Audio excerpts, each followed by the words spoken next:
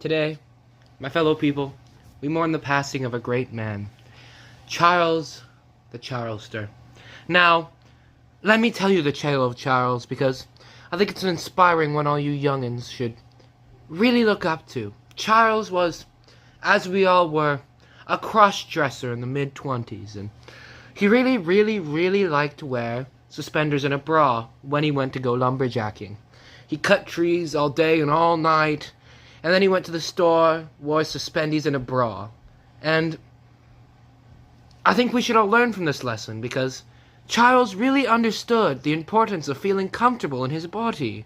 He wore suspendies, a bra, and sometimes even wore high heels underneath his shoes. Someday I wish to strive to be Charles.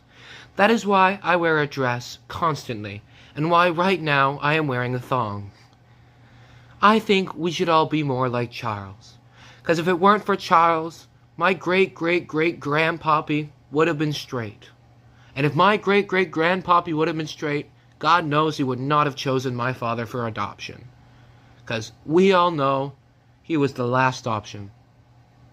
And another great story of Charles, he not only did that, but Charles had a really good friend I like to call Jason, and Jason and Charles were also really good friends, but Jason didn't really support Charles for his style of life, and sadly Jason parted with Charles, and the friendship had to end because Jason couldn't accept who Charles was. But eventually Charles was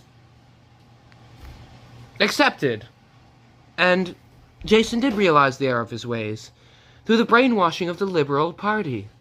And now, this all takes place in my good old place, Quebec, where all the Frenchies take place. And in Quebec, they used to call the French people a very hurtful nickname called pea soup, because they were on average really poor. And Jason was really affected by this poverty, and he had a very hard time escaping it, especially when he had to spend a lot of money on suspenders and bras, because his wife kept stealing them from him. By the way, this is all hidden from his wife. So he did the only sane thing a man can do, and revolted, killed his wife, and hid her body in a river. And Jason was soon to follow, and Jason is now known as the worst serial killer in all of Canadian history. But I think there's a story to learn from Jason's ways. Not Jason's, Charles, sorry, from Charles' ways.